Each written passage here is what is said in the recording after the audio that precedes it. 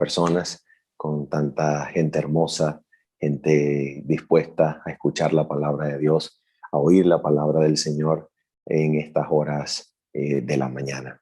Así que para mí es un inmenso placer y me siento muy, muy contento por ello. Bien, el día de hoy nosotros tenemos lo que yo podría considerar, queridos hermanos, como el tema al cual cada una de nuestras presentaciones ha mirado desde el principio como la consumación y el pináculo de toda la argumentación bíblica que hemos estado construyendo. ¿Ok? Recordemos que comenzamos con una interpretación de la realidad humana basada en la Biblia y no en la filosofía griega y en las contribuciones neoplatónicas del constructor de la teología medieval, como definimos e identificamos como Agustín de Hipona, que luego tanto el catolicismo medieval como la reforma protestante sencillamente serán derivaciones de este sistema teológico, filosófico, especulativo, escolástico, pero nada bíblico. ¿Ok? Luego entonces nosotros hablamos acerca de la correcta definición de pecado, la única definición de pecado como la Biblia lo establece. Mencionamos e indagamos y estudiamos las numerosas advertencias que encontramos en el espíritu de profecía sobre la magnífica importancia de definir correctamente el pecado conforme a la Biblia y no conforme a los aportes e incursiones del pensamiento griego filosófico dentro de la teología occidental.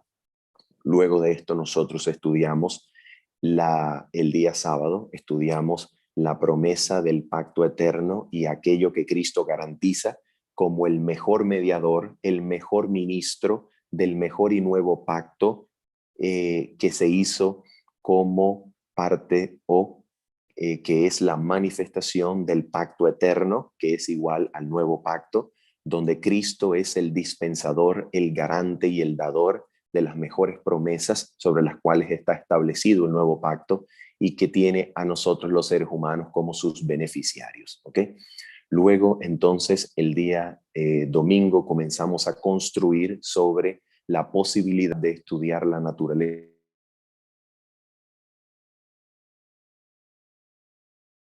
que se centre sobre las relaciones existentes, esenciales, sustanciales entre sus naturalezas, porque esto fue el pensamiento y la perspectiva griega desde la cual se abordaron las preguntas sobre el Hijo de Dios que llevaron y, digamos, incitaron más de 5 siglos de debates cristológicos en la iglesia temprana.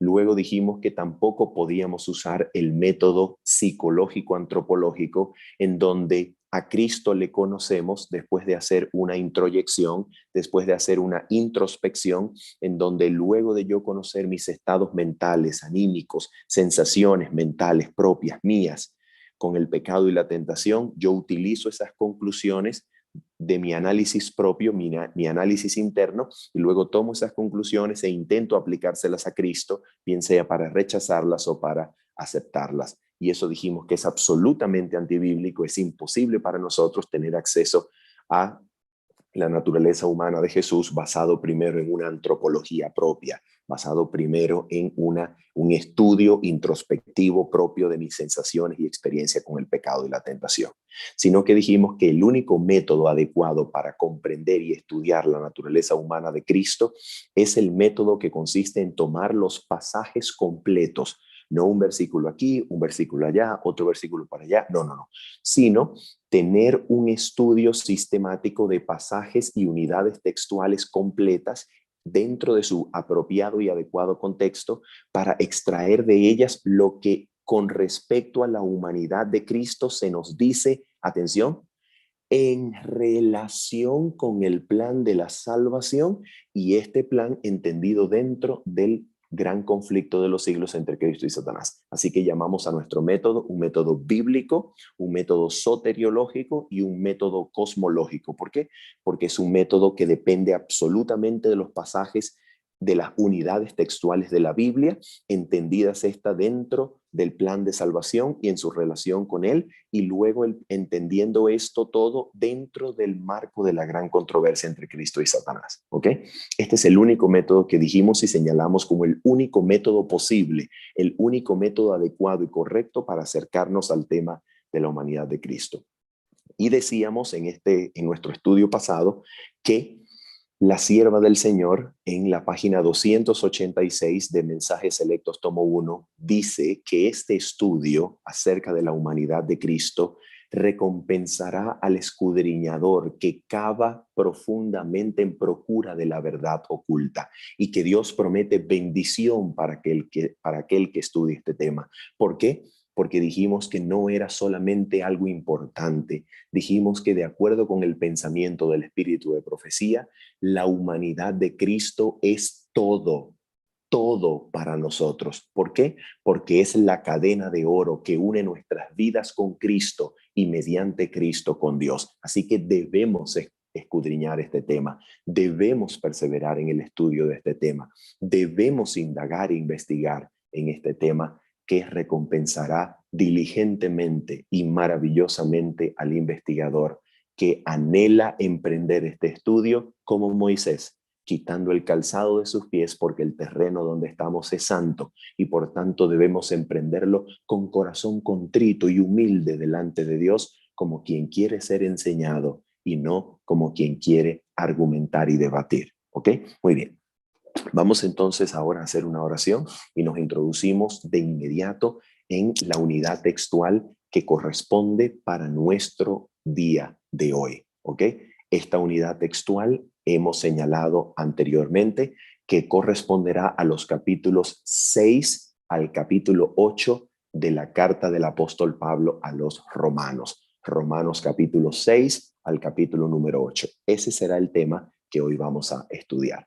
Vamos entonces a orar porque estamos en terreno santo. Es el tema más santo de todos, es el tema más maravilloso de todos y necesitamos, por amor a Cristo, entregarnos al estudio de este tema en las manos del Espíritu Santo para ser conducidos solamente y únicamente por el Espíritu de Dios. Oramos. Nuestro Padre Celestial, Señor, es nuestro deseo, anhelo el día de hoy que tú, Señor, hagas desaparecer el elemento humano y puedas mostrar a Cristo delante de nuestros ojos como un Cristo como verdaderamente es. Queremos, Señor, que nos muestres a Jesucristo, que como dice la carta del apóstol Pablo a los Gálatas, Jesucristo hoy sea mostrado delante de nuestros ojos como habiendo sido crucificado.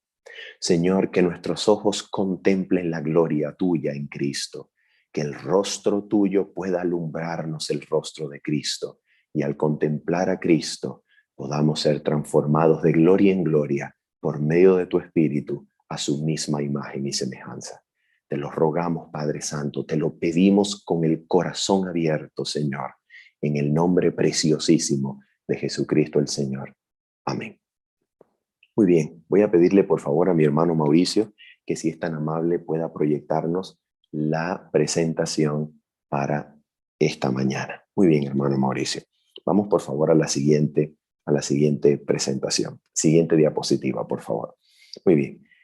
¿Cómo comienza Romanos capítulo número 6, versículos 1 al 14? Ok, ¿cómo comienza esta presentación? Haríamos bien en recordar los últimos dos versículos del capítulo 5 con la finalidad de tener el contexto completo y fresco en nuestras mentes para introducirnos a la sección correspondiente de Romanos capítulo 6, versículos 1 al 14. ¿Qué es lo que nos dijeron los últimos dos versículos del capítulo número 5 de Romanos? Si puedes retroceder, Mauricio, estaría muy bien. Vamos a leer los últimos dos versículos. Los últimos dos versículos del capítulo 5 son los versículos 20 y 21. En esta sección, el apóstol Pablo resume y termina el capítulo 5 diciéndonos lo siguiente. Atención con la manera en la cual el apóstol resume la exposición de toda su epístola hasta este punto. Él dice así: pero la ley se introdujo para que el pecado abundase.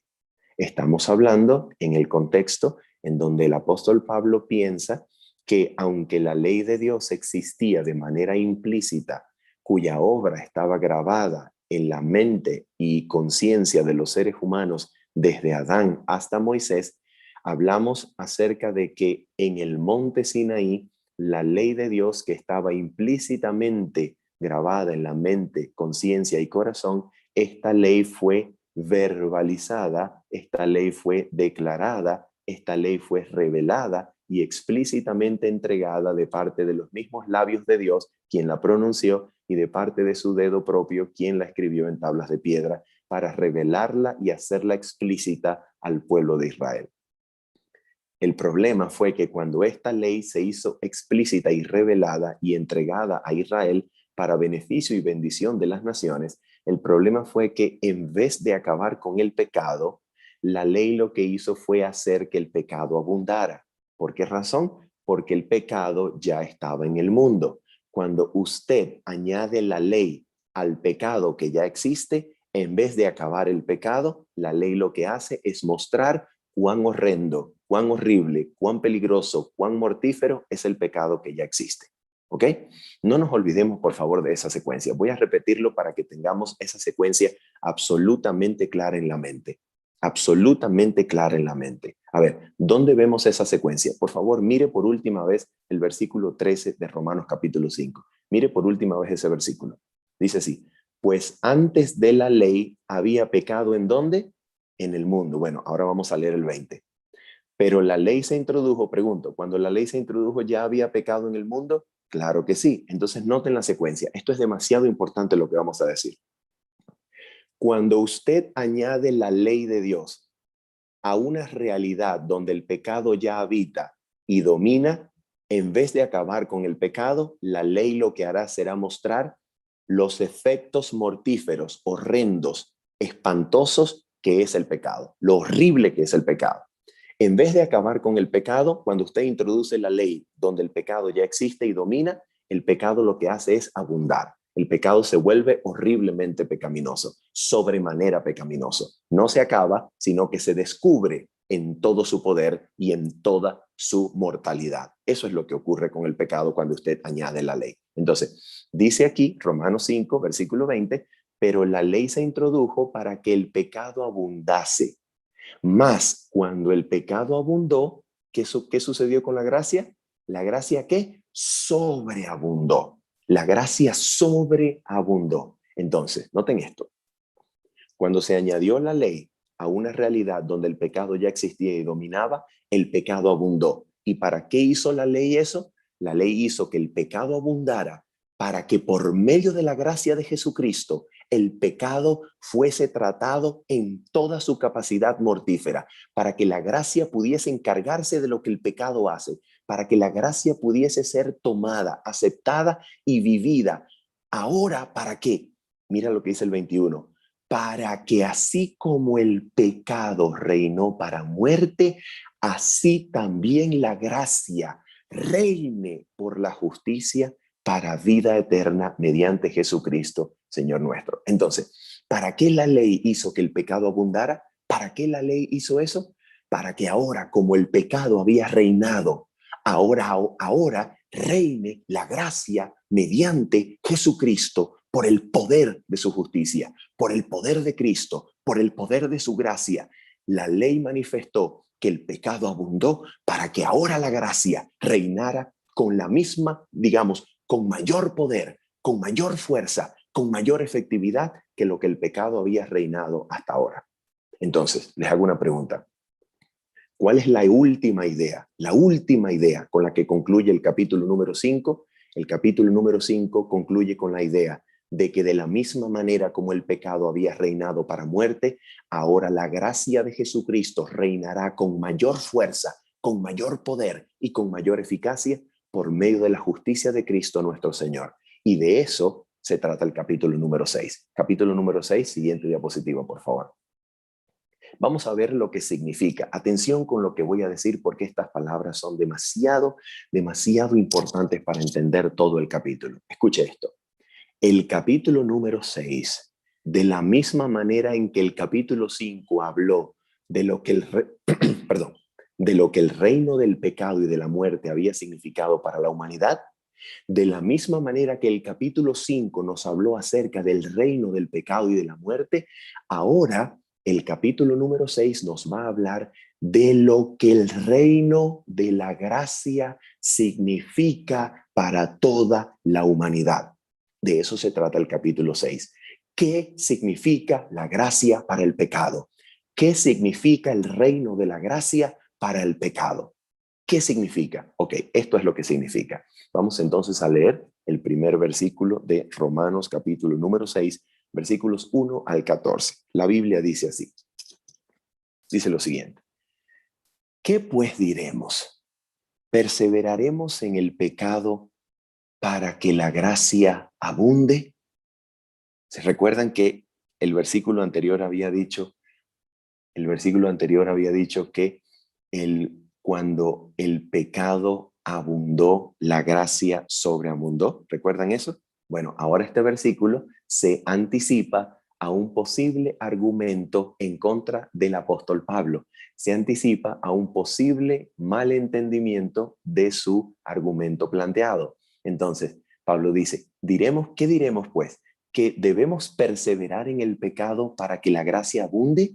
Y dice él, en ninguna manera. Y ahora, atención, él va a mostrar por qué razón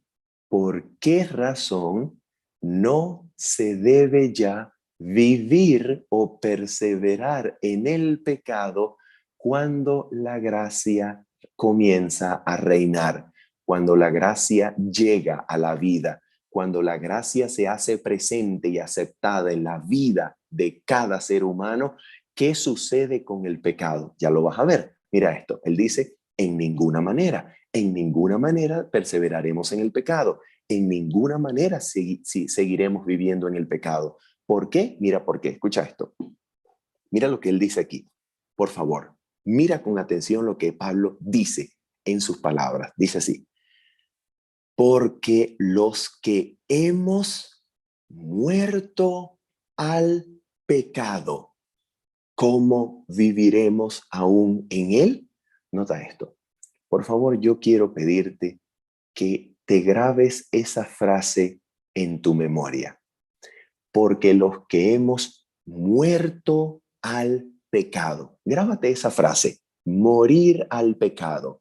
De acuerdo con el apóstol Pablo, el creyente en Cristo Jesús que recibe la gracia de Jesucristo para que la gracia reine por medio de la justicia de Cristo, quien recibe ese don de la justicia de Cristo, la gracia que viene con ese don hace que el creyente muera al pecado. Grábate esa frase, morir al pecado. Y como el creyente ha muerto al pecado, Pablo dice, ya no puede vivir en él. ¿Por qué? Porque el que ha muerto, ¿cómo puede vivir en aquello que ya murió? Si ya morimos al pecado, ¿cómo viviremos aún en él? Entonces nota esto. ¿Por qué te he pedido que te memorices la frase morir al pecado? ¿Por qué te he pedido que te memorices la frase nosotros hemos muerto al pecado? ¿Por qué? ¿Sabes por qué? Porque bueno, nota esto.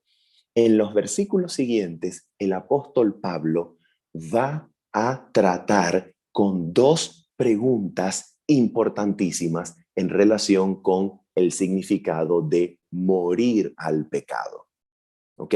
Dos preguntas importantísimas en relación con lo que significa morir al pecado. Primera pregunta que él va a tratar en los versículos que siguen. Primera pregunta. La primera pregunta es, ¿cómo se muere al pecado? ¿Cómo se experimenta esa muerte? ¿En qué circunstancias se experimenta? ¿Cómo se lleva a cabo? ¿Cómo? ¿Cómo sucede? ¿Cómo pasa? ¿Cómo se experimenta la muerte al pecado? ¿Ok? Esa es la primera pregunta que él va a tratar. Primera pregunta. Y la segunda pregunta que el apóstol Pablo va a tratar en este capítulo es, ¿qué significa morir al pecado. Entonces, voy a resumir. Primera pregunta, ¿cómo se muere al pecado? Segunda pregunta, ¿qué significa? ¿Qué incluye? ¿En qué consiste morir al pecado? Así que tenemos la primera pregunta, ¿cómo? ¿Bajo qué circunstancias se muere el pecado? Y la segunda pregunta, ¿qué significa y en qué consiste morir al pecado? ¿Qué es eso? Muy bien, vamos entonces a ver lo siguiente. La primera pregunta que el apóstol responde es, ¿cómo se muere el pecado? ¿Cuándo se experimenta esa muerte? ¿En qué circunstancias se experimenta? ¿Cómo se lleva a cabo? Vamos a ver la respuesta que el apóstol Pablo ofrece. Dice en el versículo número 3 lo siguiente. Vamos a leer. ¿Cómo se muere el pecado? Aquí está la respuesta. Dice el apóstol, ¿o no sabéis que todos los que hemos sido bautizados en Cristo Jesús, hemos sido bautizados ¿en dónde? Hemos sido bautizados ¿en quién? En Cristo. ¿Y hemos sido bautizados en dónde? En su muerte. Ahora mira lo que dice el versículo 4. Porque somos sepultados juntamente con Él para muerte por el bautismo, a fin de que como Cristo resucitó de los muertos por la gloria del Padre, así también nosotros andemos en vida nueva. Versículo 5, porque si fuimos plantados, la palabra plantados es enterrados, si fuimos enterrados como una planta, si fuimos enterrados, plantados juntamente con Él en la semejanza de su muerte, así también lo seremos en la de su resurrección. A ver, queridos amigos y hermanos, lo que estamos diciendo aquí de parte del apóstol Pablo es doctrina básica, esencial, fundamental y fundacional de la doctrina apostólica del Nuevo Testamento. Lo que estamos diciendo es algo que está en todo el Nuevo Testamento y ya lo vamos a mostrar. ¿Qué es lo que estamos diciendo? Mira lo que estamos diciendo. Lo que estamos diciendo de parte del apóstol Pablo y del Espíritu Santo en este momento es que cuando el creyente se bautiza, el creyente es llevado a la cruz de Cristo para que sea muerto en la cruz de Cristo. Cuando usted se bautiza, usted está compartiendo la cruz con Cristo. Usted está participando en la cruz de Cristo. Nota esto. La cruz de Cristo se levantó con el propósito de que cuando usted cree en Cristo y es bautizado, usted sea llevado a esa cruz para que usted sea crucificado juntamente con Él. Su bautismo, por tanto, depende absolutamente de la realidad de la cruz. Repito, en otras palabras, su bautismo no tiene ni experimenta absolutamente nada que no haya ocurrido en la cruz de Cristo. Su bautismo es posible porque la cruz de Cristo fue una realidad. Si la cruz de Cristo no hubiese sido realidad, su bautismo es absurdo, imposible y sin sentido. Pero su bautismo es su bautismo significa muerte porque significa que en su bautismo usted participa de la muerte que Jesús experimentó en la cruz del Calvario. Y ahora yo se los voy a demostrar. Mire esto, les hago una pregunta. El Nuevo Testamento dice que Cristo fue resucitado y que fue sentado en el trono celestial de las alturas. ¿Dice eso el Nuevo Testamento? Claro que sí, ya lo vamos a comprobar. Ahora nota. El Nuevo Testamento dice que Jesucristo fue resucitado y que fue entronizado en el trono de la majestad de los cielos para luego ser capaz de decirle a usted que cuando usted cree en Cristo, cuando usted cree en Cristo y lo recibe, usted es resucitado y es sentado juntamente con Cristo en su trono. Eso es lo que dice el Nuevo Testamento. Ahora les hago una pregunta.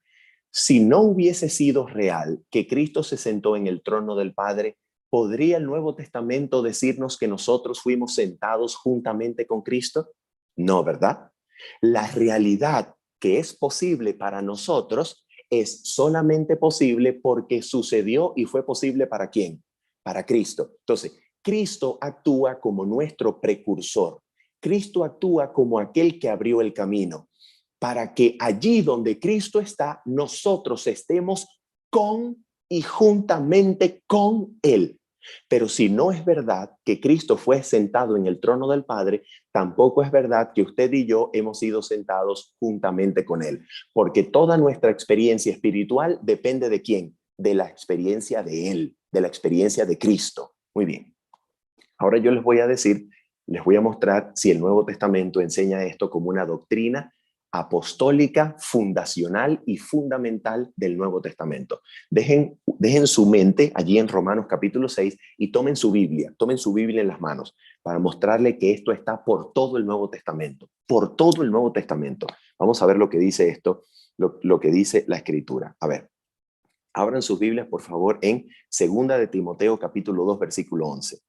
Mira lo que decía el apóstol Pablo en Romanos 6. El apóstol Pablo dice que nosotros morimos con Cristo para que de la misma manera en que Cristo fue muerto y resucitado por la gloria del Padre, nosotros también seamos resucitados a una nueva vida, así como Él. Entonces mira lo que dice 2 de Timoteo capítulo 2, versículo 11. Mira esto. Esto está en todas partes del Nuevo Testamento. Mira esto. 2 de Timoteo capítulo 2, versículo número 11. Dice la Escritura así, escucha.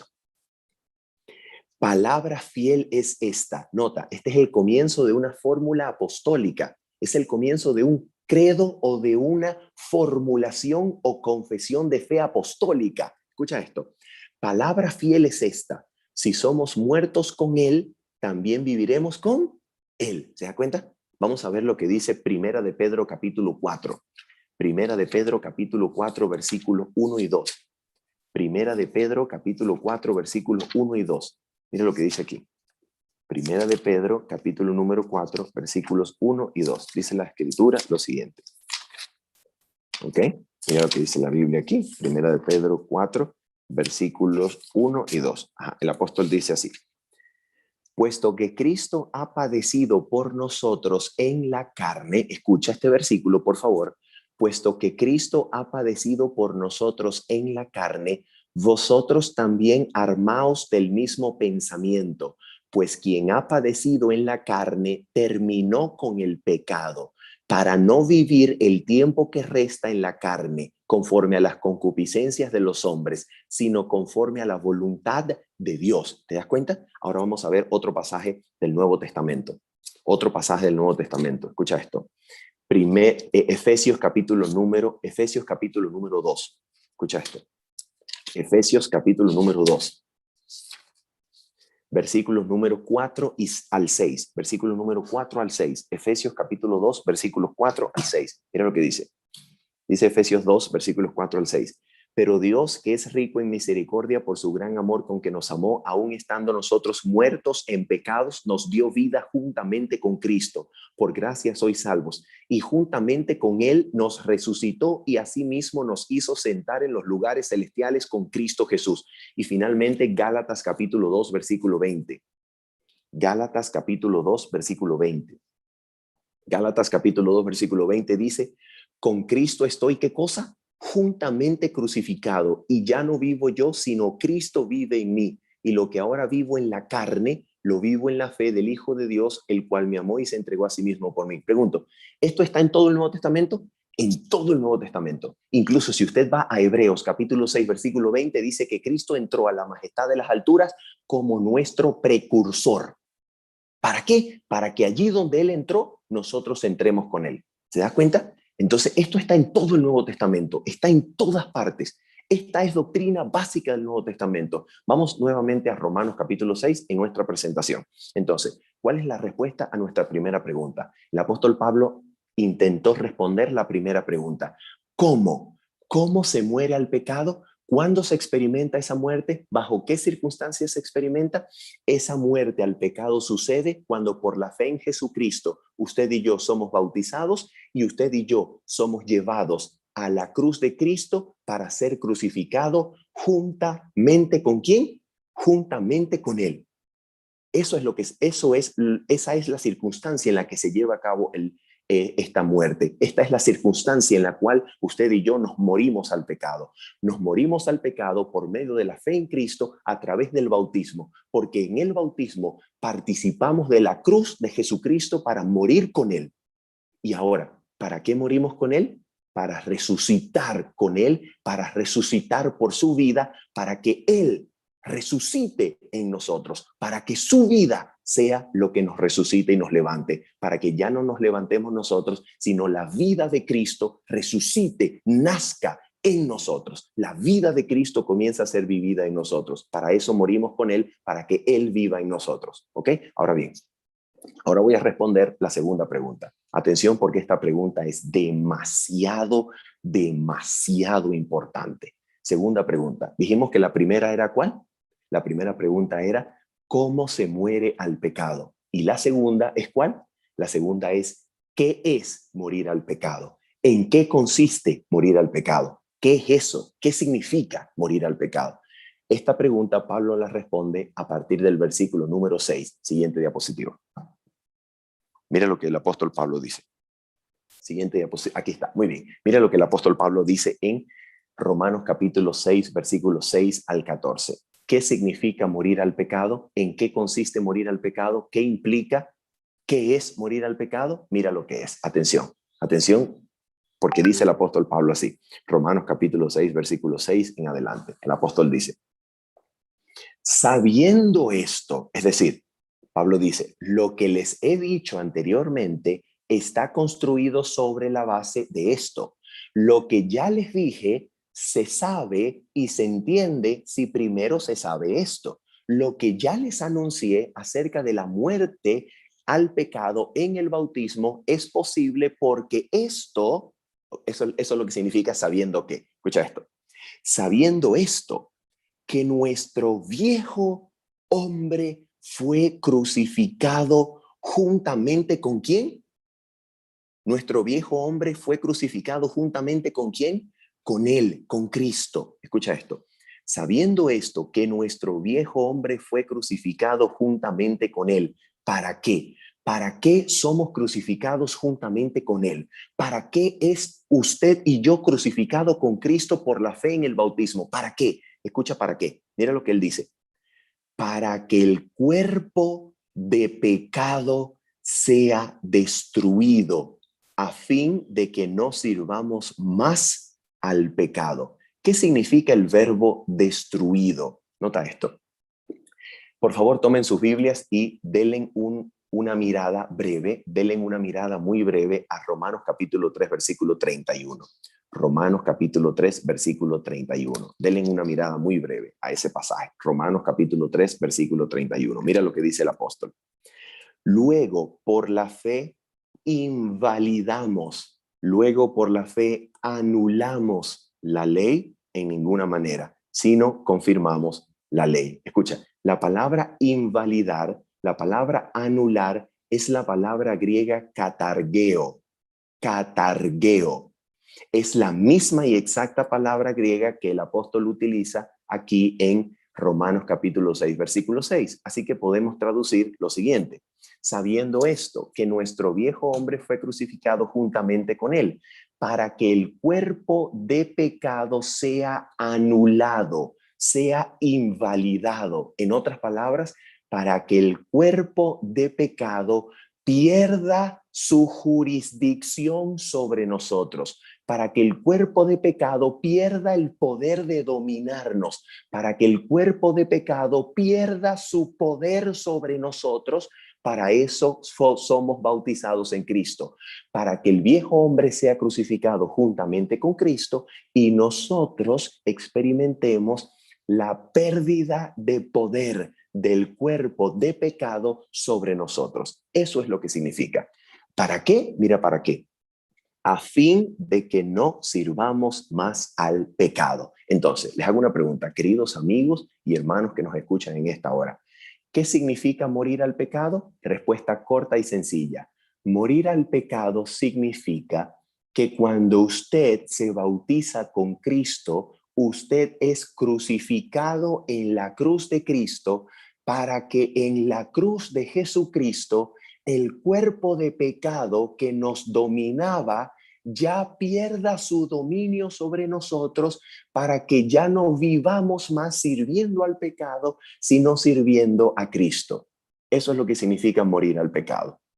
Morir al pecado significa ser crucificado con Cristo para que el cuerpo de pecado pierda su poder, su jurisdicción, su capacidad, su poder sobre nosotros. Eso significa morir al pecado. Muy bien.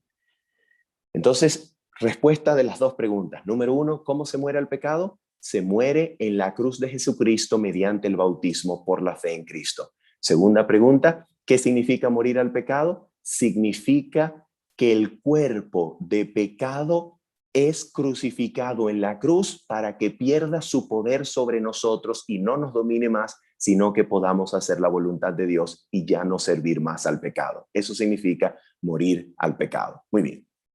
Ahora vamos a ver lo siguiente. Una pregunta. ¿Usted y yo morimos al pecado gracias, dependiendo de y sobre la base de lo sucedido en la cruz de Cristo? ¿Sí o no? Claro que sí. Porque si la cruz de Cristo no hubiese sido realidad, nuestro bautismo no es realidad. Nuestro bautismo sería un absurdo, porque nuestro bautismo es participación de la cruz de Cristo. Ahora, si la cruz de Cristo no hubiese sucedido en la historia, ¿usted cree que el bautismo suyo y el mío fuese posible? No, ¿verdad? ¿Por qué razón?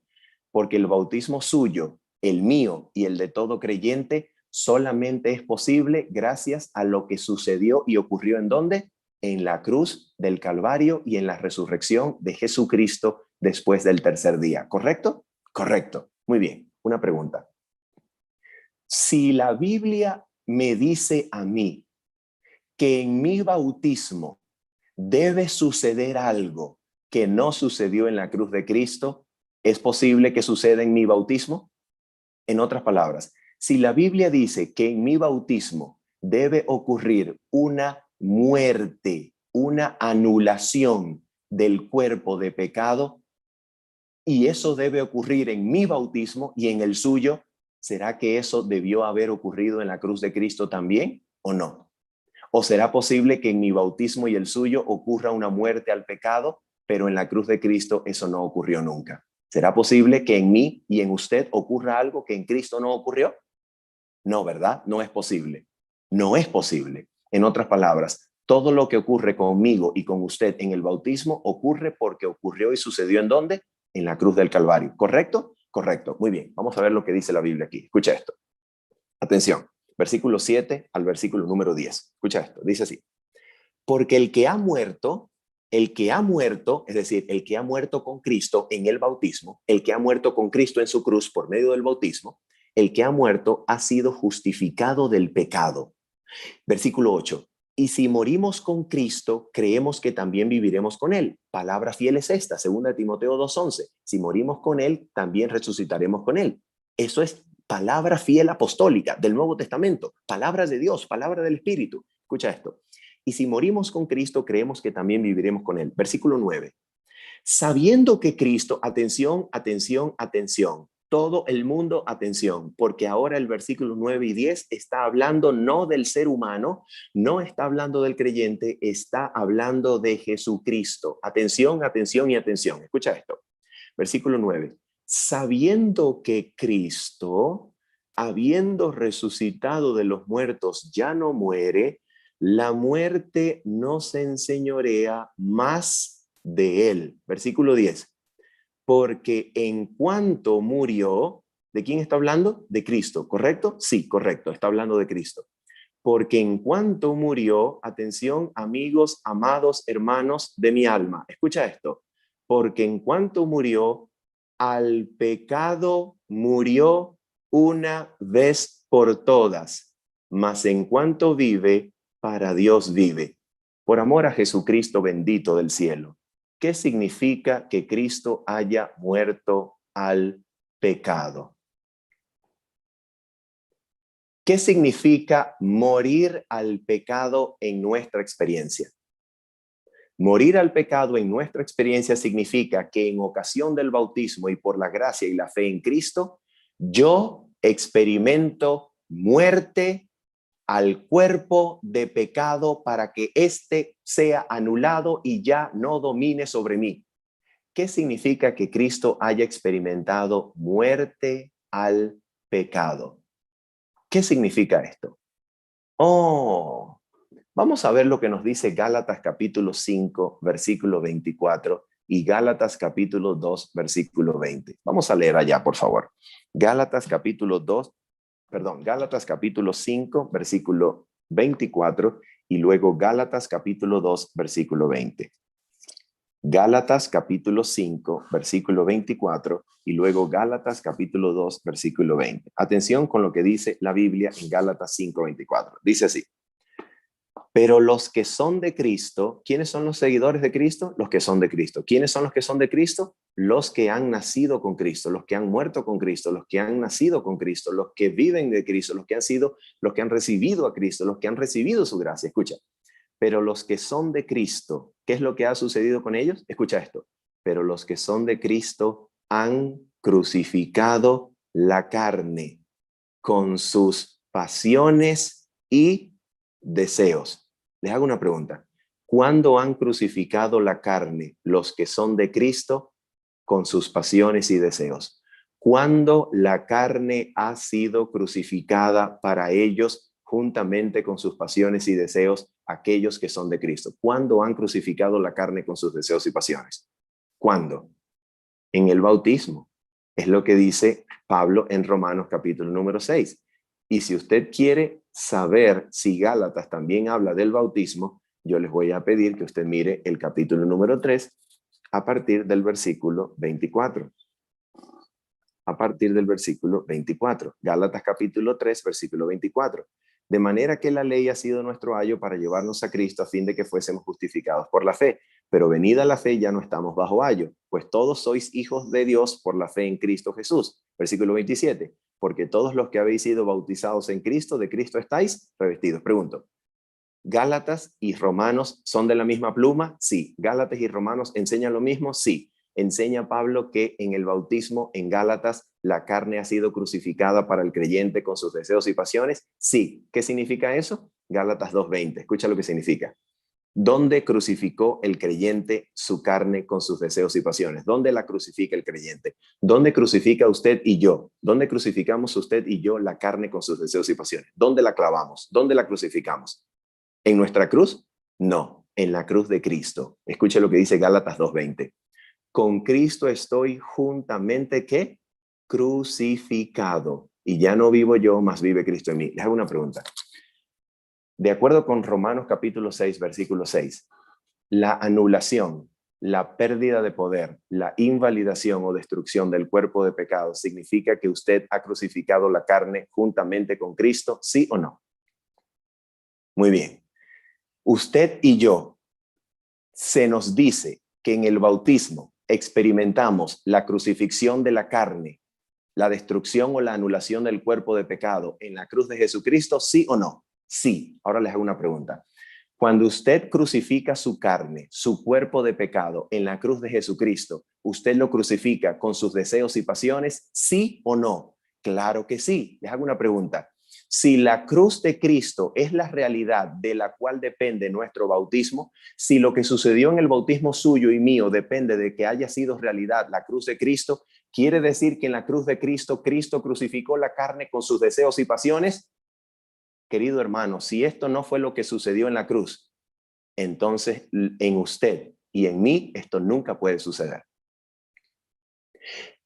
¿Cómo se le ocurre al Nuevo Testamento pedirle a usted que crucifique su carne con sus deseos y pasiones en la cruz de Cristo, si en la cruz de Cristo eso nunca ocurrió? ¿Cómo se le podría ocurrir al Espíritu Santo pedirle a usted y a mí que en el bautismo crucifiquemos la carne con sus deseos y pasiones en la cruz de Cristo, si en la cruz de Cristo no hubo crucifixión de la carne con sus deseos y pasiones? ¿Cómo puede ocurrir esto? ¿Cómo puede ser esto lo que el Espíritu Santo nos dice si en la cruz de Cristo no ocurrió eso? Obviamente, en la cruz de Cristo tuvo que haber ocurrido la anulación del cuerpo de pecado. Obviamente, en la cruz de Cristo tuvo que haber ocurrido una crucifixión de la carne con sus deseos y pasiones. Obviamente en la cruz de Cristo Dios tuvo que condenar el pecado en la carne. Obviamente en la cruz de Jesucristo Dios tuvo que condenar el pecado en la carne con sus deseos y pasiones. Porque si Dios fue capaz de condenar y crucificar la carne humana con sus deseos y pasiones en la cruz de Jesucristo, entonces es posible que en su bautismo y el mío ocurra crucifixión de carne con sus deseos y pasiones. ¿Dice la Biblia que Jesucristo murió al pecado? ¿Dice la Biblia que Jesucristo murió al pecado? Pregunto, si morir al pecado para usted y para mí significa crucifixión juntamente con Cristo para anulación y destrucción del cuerpo de pecado, ¿significa que en la cruz hubo anulación y destrucción del cuerpo de pecado? Claro que sí. Eso fue lo que ocurrió en la cruz. ¿Y para qué? ¿Para qué ocurrió eso en la cruz? Vamos a terminar de leer Romanos 6, versículos 1 al 14. Vamos a terminar de leer Romanos 6, versículos 11 al versículo 14. ¿Para qué ocurrió eso? Mire para qué. Dice así. Dice el apóstol. Así también vosotros, consideraos muertos al pecado. ¿Por qué podemos considerarnos muertos al pecado? Porque hemos sido crucificados con Cristo. ¿Para qué? Escucha esto. Así también vosotros consideraos muertos al pecado, pero vivos para Dios en Cristo Jesús, Señor nuestro. No reine pues el pecado en vuestro cuerpo mortal, de modo que lo obedezcáis en sus concupiscencias. ¿Te das cuenta? ¿Por qué? ¿Por qué razón el pecado ya no puede dominarnos con sus concupiscencias? ¿Por qué razón el pecado ya no nos va a dominar? Porque al ser bautizados y al ser crucificados con Cristo Jesús, el cuerpo de pecado perdió su poder sobre nosotros y ahora ya no vivimos conforme a la carne, sino conforme a aquel que murió y resucitó y vive su vida en nosotros. ¿Te das cuenta? Así también vosotros consideraos muertos al pecado. Y dice el versículo 12, escucha, no reine pues el pecado en vuestros cuerpos mortales. ¿Por qué? De modo que lo obedezcáis en sus concupiscencias. Ni tampoco, versículo 13, ni tampoco presentéis vuestros miembros al pecado como instrumentos de iniquidad, sino presentaos vosotros mismos a Dios como vivos entre los muertos y vuestros miembros a Dios como instrumento de justicia. Versículo 14, escucha esto.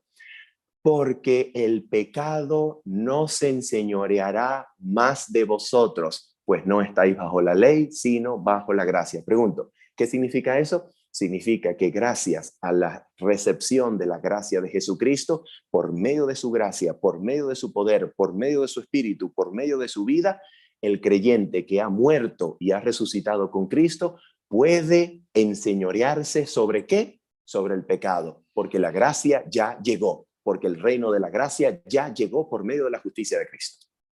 ¿Se da cuenta? Eso es lo que significa la gracia para el creyente. La gracia hace posible que usted sea bautizado. La gracia hace posible que en ese bautismo usted sea crucificado con Cristo. La gracia hace posible que cuando usted sea crucificado con Cristo, el cuerpo de pecado sea destruido, anulado y crucificado con Cristo. ¿Para qué? Para que el cuerpo de pecado ya no lo domine a usted, para que ahora usted lo domine a él y se enseñoree sobre él. Y eso, todo es posible gracias a que Cristo en la cruz crucificó al cuerpo de pecado. Cristo murió al pecado. Cristo crucificó en la cruz un cuerpo de carne con sus deseos y pasiones para que sea posible que usted lo crucifique cuando usted se bautiza. Eso es lo que dice la Biblia. Eso es lo que enseña la Biblia. Eso es lo que enseña Pablo. Es lo que enseña el Nuevo Testamento. ¿Se da cuenta? Y ahora yo se los voy a demostrar con otro texto. ¿Quiere que yo se lo demuestre con otro texto? Vamos a mostrarlo con otro texto. La Biblia lo va a decir. La Biblia lo va a mostrar. Voy a mostrarlo con otro texto. Vamos a ver. Abra su Biblia, por favor, conmigo en Colosenses capítulo número 2. Colosenses capítulo número 2. Pregunto, ¿quién escribió Romanos? El apóstol Pablo. ¿Quién escribió Colosenses? El apóstol Pablo. Vamos entonces a leer lo que dice la escritura en Colosenses capítulo 2, versículo número 9 hasta el versículo número 13. Vamos a leer Colosenses capítulo número 2, versículo 9 hasta el versículo número 13. Leamos así, la escritura de Dios, la palabra divina, palabra inspirada de Dios, dice así. Escucha esto, Colosenses capítulo 2, versículo 9 al 13. Dice el Señor. Porque en él, hablando de Cristo, ¿ok? Está hablando de Jesús, porque en él habita corporalmente toda la plenitud de la deidad. Plenitud de la deidad, en griego, pleroma teiote, teiotes, ¿ok? Pleroma teiotes, es decir, la plenitud de la divinidad. Escucha, versículo 10. Y vosotros estáis en pleroma, vosotros estáis llenos, completos, en plenitud. Vamos a inventar una palabra castellana, una palabra española, que no existe, vamos a inventarla. Y vosotros estáis plenetizados, plenizados. No existe, pero es para conservar la semejanza en el griego, porque en el griego la misma palabra que aparece en el 10 es la misma que aparece en el 9. Pero en español eso no era posible. Pero lo acabamos de hacer, lo acabamos de inventar para que usted vea la igualdad de términos. Entonces, y vosotros estáis en plenitud, vosotros estáis completos en él, que es la cabeza de todo principado y potestad. Versículo 11. Atención, atención, atención con el versículo 11 al 13. Atención porque es clave. Escucha esto. En él también fuisteis circuncidados con circuncisión no hecha a mano. A ver, vamos a ver. Una pregunta para los estudiantes de la Biblia de este grupo. A ver, ¿qué significa o qué ejecuta o en qué consiste la circuncisión hecha con mano, hecha a mano? ¿Qué significa eso? Escucha lo que significa.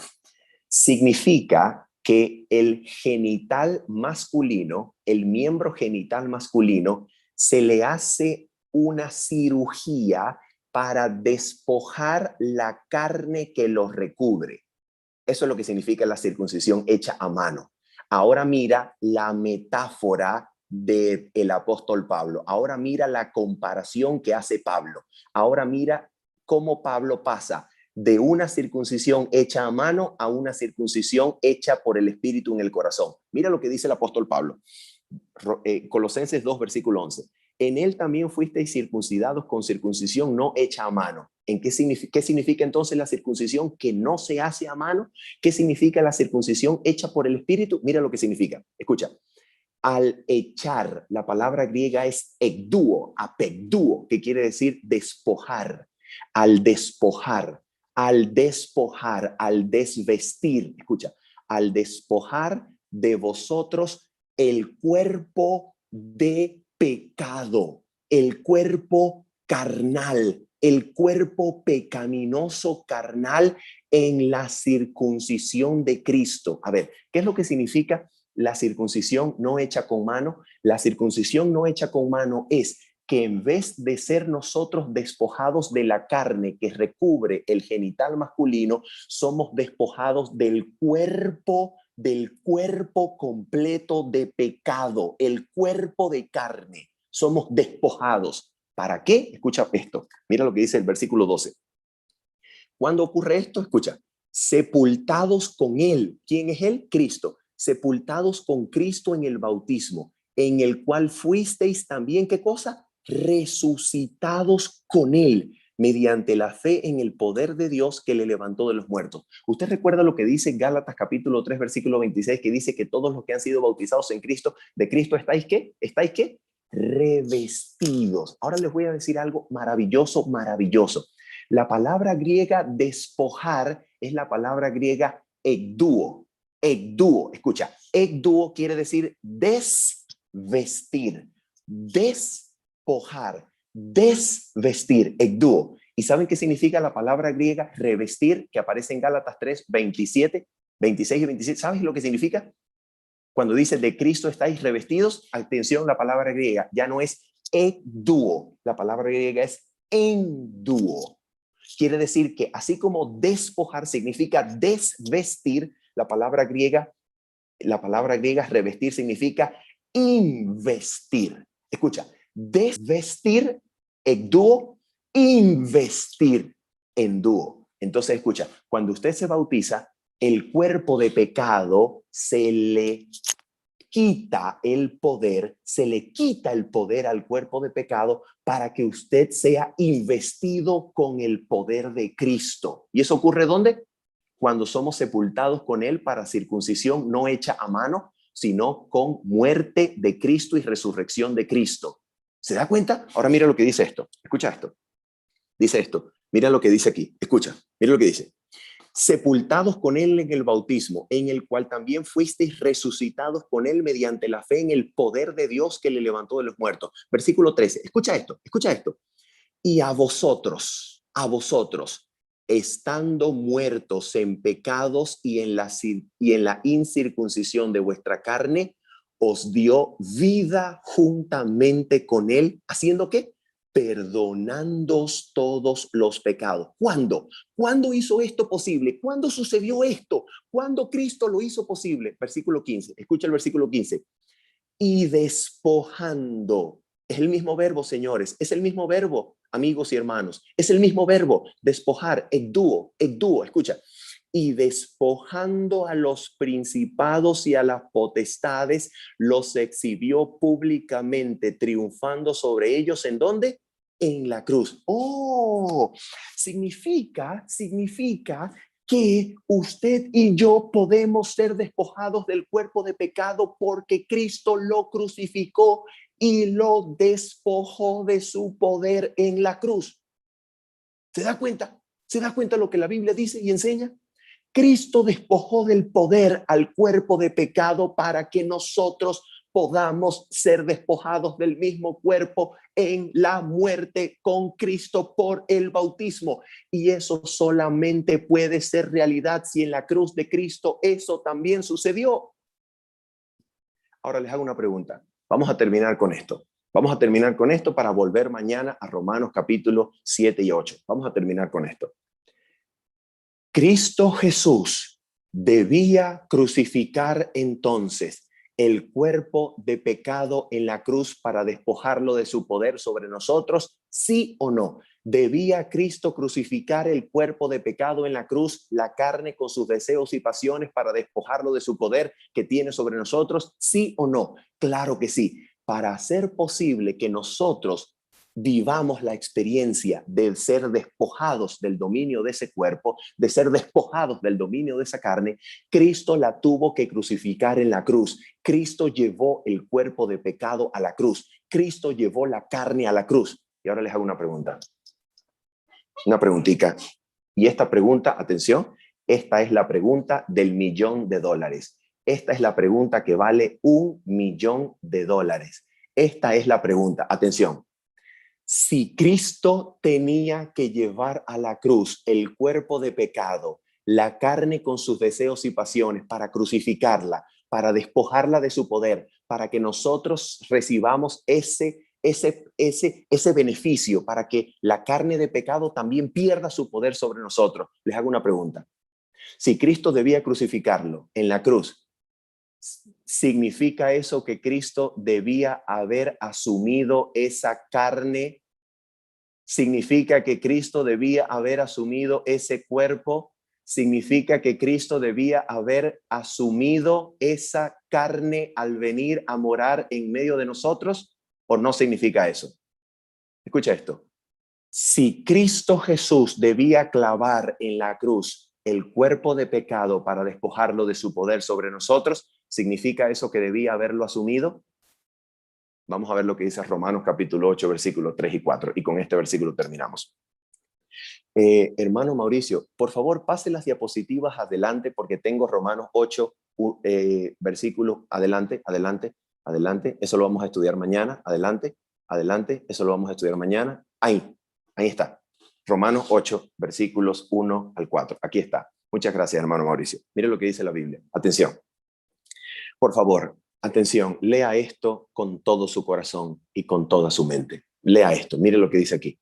Si Cristo entonces, escucha, voy a repetir la pregunta. Si Cristo debía llevar a la cruz el cuerpo de pecado para despojarlo de su poder sobre nosotros con sus deseos y pasiones, ¿quiere decir que Cristo debía haber asumido ese cuerpo? ¿Sí o no? Oh, mira lo que dice la Biblia. Escucha esto. Ahora pues, ninguna condenación hay para los que están en Cristo Jesús, los que no andan conforme a la carne, sino conforme ¿a quién? Al Espíritu. Pregunto, ¿qué es lo que hizo posible que vivamos ya no conforme a la carne, sino conforme al Espíritu? La muerte de Cristo en la cruz y su resurrección, que es mi muerte y mi resurrección en el bautismo, es la que hace posible que yo por medio de la gracia de Cristo, no viva ya conforme a la carne, sino conforme al Espíritu. Y eso es exactamente la doctrina bíblica. Mira lo que dice la doctrina bíblica. Porque la ley del Espíritu de vida en Cristo Jesús me ha librado de la ley del pecado y de la muerte. ¿Por qué? Porque lo que era imposible para la ley, por cuanto era débil por la carne, ahí está, la carne hacía imposible el cumplimiento de la ley, por eso la ley era débil, porque la carne la hacía débil, porque la carne hacía imposible que la ley cumpliera sus requerimientos en nosotros, y dice la Biblia, porque lo que era imposible para la ley, por cuanto era débil por la carne, Dios enviando a su Hijo en semejanza de carne de pecado, y a causa del pecado condenó al pecado en la carne. Pregunto, ¿para qué? Para que la justicia de la ley se cumpliese en nosotros, que no andamos conforme a la carne, sino conforme al Espíritu. Termino con esta declaración. Si en el plan de salvación no se estipulaba que Cristo asumiese nuestra carne para crucificarla juntamente con sus deseos y pasiones, para hacer posible que usted y yo la crucifiquemos en el bautismo y le demos muerte para que ya no nos domine más, sino que el Espíritu sea el que conduzca nuestra vida para ya no más servir a la carne, sino solo al Espíritu, si eso no es el plan de salvación, entonces su bautismo y el mío no tiene sentido. No es verdadero, no es posible, es un completo absurdo, porque la única razón por la cual el bautismo nuestro existe es para que compartamos la muerte de Cristo en la cruz y su resurrección de los muertos. Y si la muerte de Cristo en la cruz no significó crucifixión de la carne con sus deseos y pasiones, ¿cómo es posible que su bautismo y el mío signifique crucifixión de carne con deseos y pasiones si eso no fue lo que ocurrió en Cristo?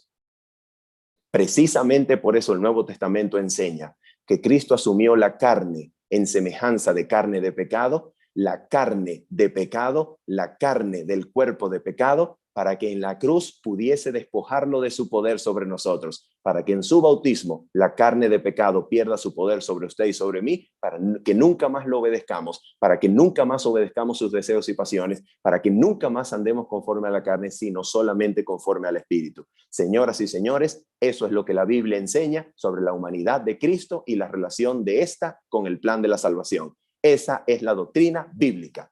Que el Señor les bendiga y les guarde.